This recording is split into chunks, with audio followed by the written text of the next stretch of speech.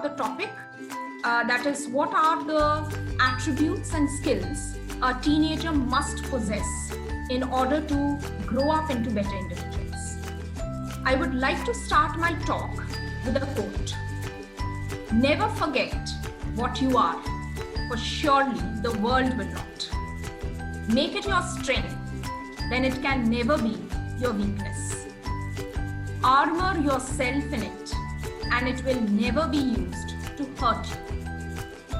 I'm going to talk about a stage of life which is one of the most wonderful stage of anybody's life, and that is the teenage. An age which is full of aspirations, dreams, energy. But at the same time, it is also a phase of life which is full of turmoil. A teenager undergoes a lot of physical and mental changes and challenges. Teachers and parents, it is our utmost duty to inculcate certain essential attributes and skills at this stage so that our teenagers can cope up with all these changes and challenges and grow up into confident individuals. Now the question arises that what should be these attributes and skills that one must possess in order to become better individuals in future. The first and the foremost attribute that comes to my mind is to have a positive mindset. A positive mindset towards a person, situation, incident, everything. Optimism will never ever lead them into a stressful situation. The second most important attribute that they must possess is the ability to accept failure. They must realize this fact that every experience of them will not have a positive outcome. They must realize that life is not a bed of roses. But whatever they experience definitely will teach them something or the other which will help them for sure in their future. The more hardships they face, the stronger they emerge. Better they will be equipped for their future. One failure does not decide whether they will be successful in life or not. This reminds me of a wonderful quote by our former president, Dr. APJ Abdul Kalam. If you fail, never give up, because fail means first attempt in learning. End is not the end. In fact, end means effort never dies. If you get no as an answer, remember, no means next opportunity. The third attribute that our teenagers must possess is respect. Here, respect is not confined to a person only. It can be respect towards a job pursued by somebody, respect towards our nation, respect for the environment, everything. They need to realize that if they don't give respect, they will also not receive it.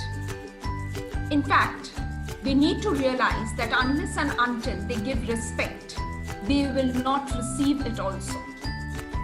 In short, they should be simple and down to earth. Simplicity and treating everyone with respect will make them wonderful individuals, and that is what we want them to become.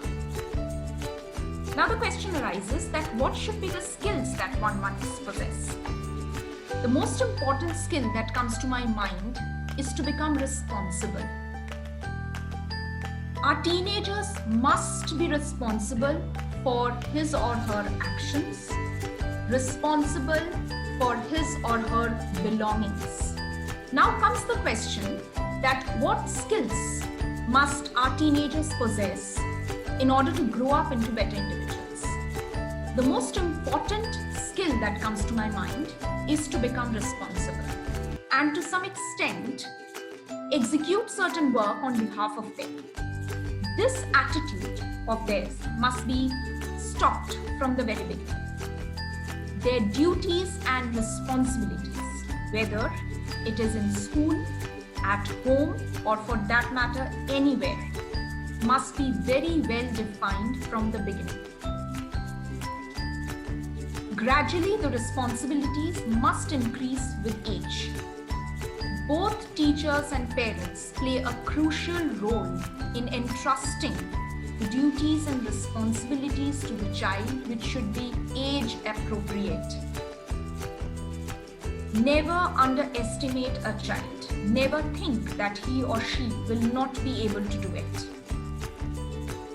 Once the responsibility is given, let them execute it. Definitely at times there will be flaws, but we elders are there to help them out. And believe me, these first-hand experiences will mold them for their future. But whatever attributes and skills we want our children to imbibe within them has to be done very tactfully, without any sense of pressure or stress within them. This grooming should start gradually so that nothing comes to them as a sudden change. We must give them enough space to put forward their viewpoint. If we expect them to become responsible and mature, we should even treat them in the same manner. I would like to end my talk with a famous quote of Swami Vivekananda. Youth is the best time.